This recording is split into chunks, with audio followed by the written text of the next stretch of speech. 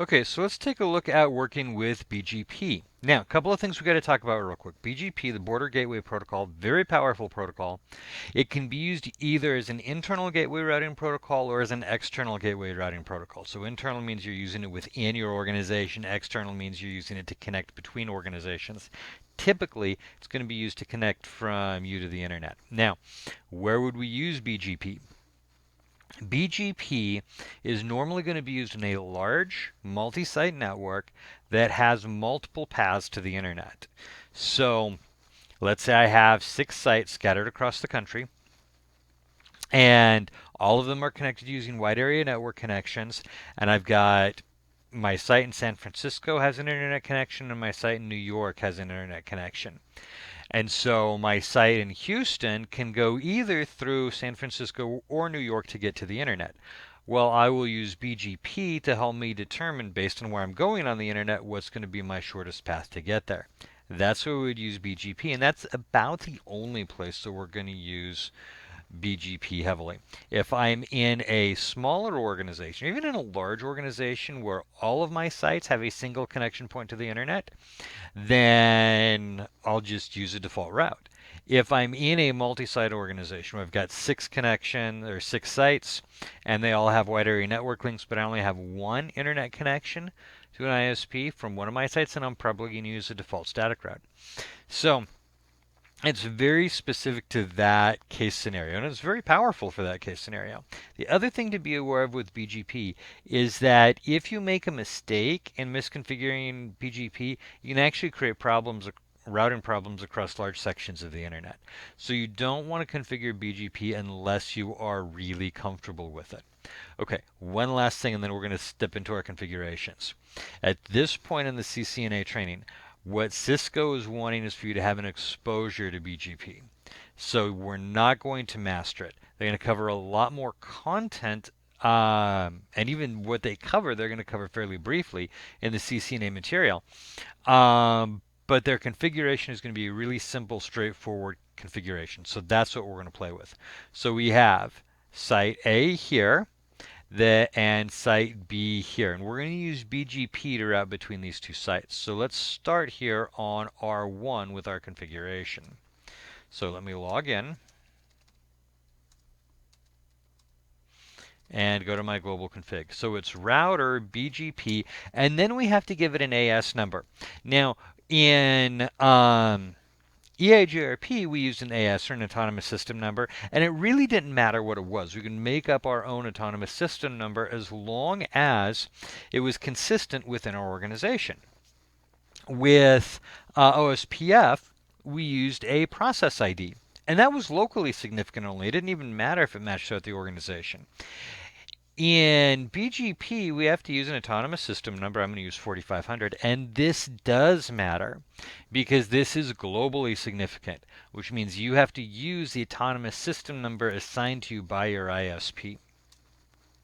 All right, the next thing we have to do with BGP, so we configure or we enable BGP, then we have to identify the neighbors. So the command is, and if we do quick question mark, you'll see we have a handful of options here, and the 2 that we'll use most often are going to be our neighbor and our network.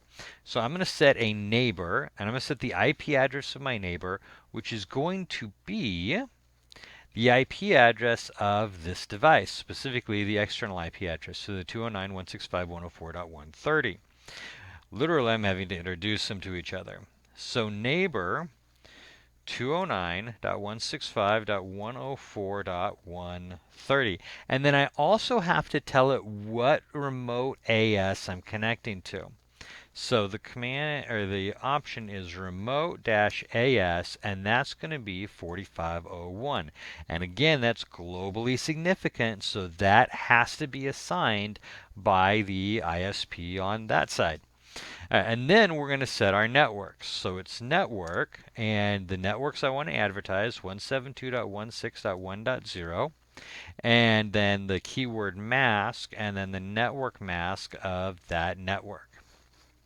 Okay, so for my really simple configuration, just between 2 sites, this is all that I need.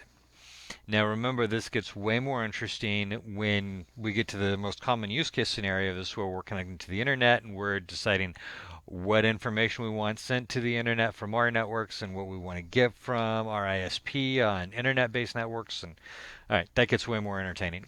But for this, for simple, straightforward configuration, this is really all that we need. Let's do our configuration over here on R2. So it was log in, config t, router BGP 4501. Yes, it has to match the remote AS number. So we'll introduce it. Neighbor is going to be 209.165.104.129. And that one, the remote AS, is going to be 4500. And yes, I can shorten that to remote, or even a little shorter, but that'll work. And again, I'm using this serial IP address. This is where we're going to connect to. Okay. That will create our neighbor relationship.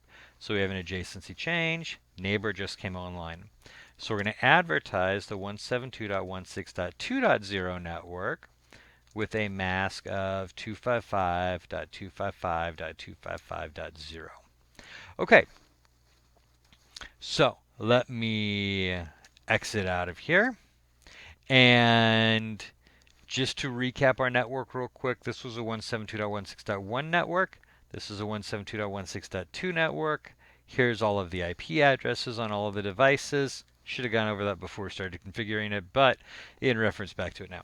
Okay, let's see what we've got here. So we're going to verify that this is working. So let's do the show IP protocols command. It says we're using protocol BGP 4501. Remember, this is the autonomous system number. Let's do show IP BGP, and it's going to tell us what networks we know about. 1.0, this is how we're going to get to it. And then 2.0, next hop, means it's locally connected to me. And then my entire routing table will show IP route. And here I'm going to see my remote network identified with a B, which up here tells me B is BGP. Okay, so everything looks good from my routers. The ultimate test, though, is not if it looks good from my routers, it's can my PCs ping each other. So let's start from here. Go to our command prompt and clear that because we don't need any. No clear command in packet tracer. All right, so it's ping 172.16.1.10. Now we're going to get a couple of timeouts because of the ARP process.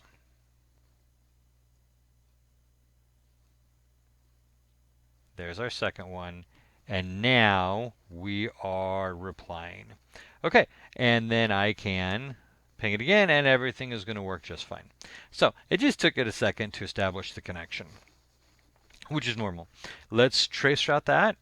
Trace route 172.16.1.10. And we'll see that it goes from our router to the remote device to the ultimate destination. Okay, so we have configured BGP and verified that it is working correctly.